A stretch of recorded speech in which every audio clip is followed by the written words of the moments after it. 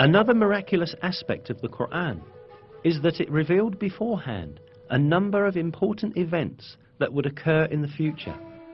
The 27th verse of Surat Al-Fath, for example, gave the believers glad tidings that they would conquer Mecca, which was then under the occupation of pagans.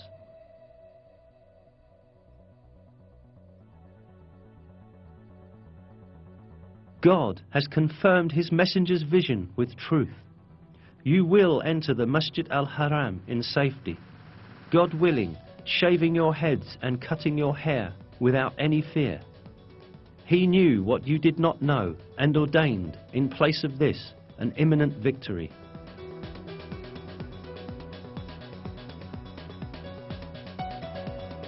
In close consideration, the verses seem to announce yet another victory that will take place before the victory of Mecca. Indeed, as stated in the verse, the believers first conquered the Kaaba fortress, which was under the control of the Jews, and then entered Mecca.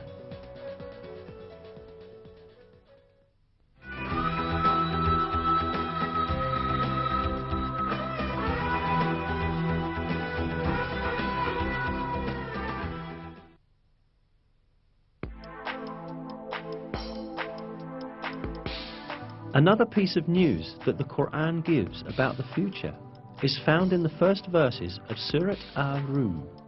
In these verses, it is stated that the Byzantine Empire had met with a great defeat, but that it would soon gain victory.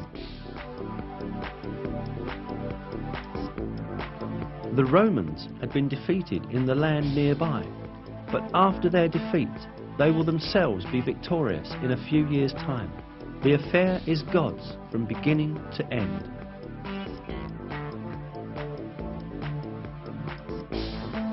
These verses were revealed around 620 CE, almost 7 years after the severe defeat of Christian Byzantium at the hands of the Persians, when the Byzantines lost Jerusalem.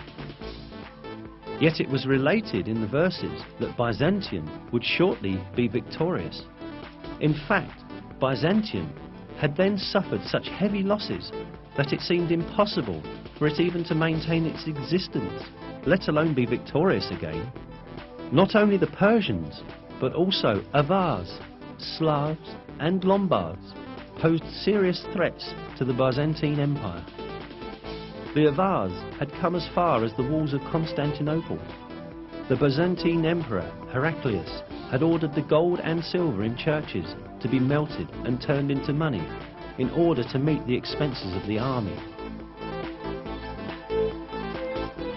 Many governors had revolted against Emperor Heraclius, and the empire was on the point of collapse.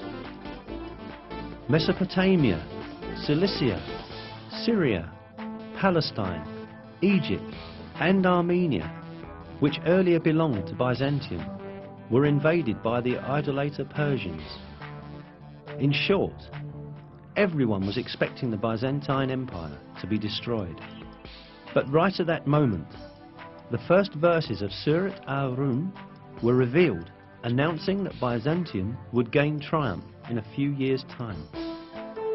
Around 7 years after the revelation of the first verses of Surat Ar-Rum, in December 627 CE, a decisive battle between Byzantium and Persian Empire was fought at Nineveh, and this time the Byzantine army surprisingly defeated the Persians.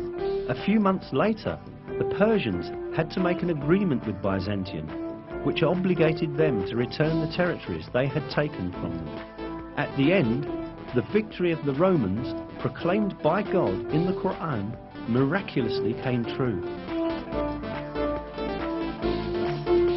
Another miracle revealed in these verses is the announcement of a geographical fact that could not be discovered by anyone in that period. In the third verse of Surat Ar-Rum, we are informed that the Romans had been defeated in the lowest region of the earth. This expression, Adna el-Ard in Arabic, is interpreted as a nearby place in many translations. Yet, this is not the literal meaning of the original statement, but rather a figurative interpretation of it. The word Edna in Arabic is derived from the word Deni, which means low, and Ard, which means world. Therefore, the expression Edna el Ard means the lowest place on the earth.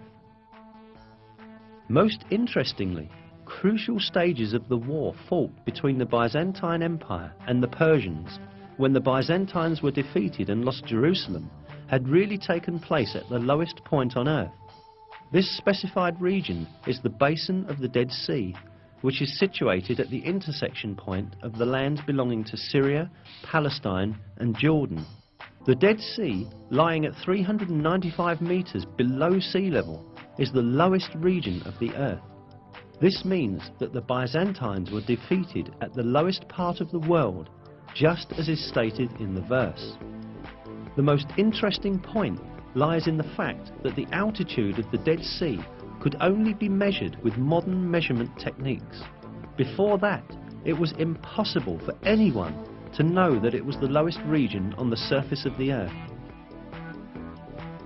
Yet, this region was stated to be the lowest point on the earth in the Quran. Hence, this provides another evidence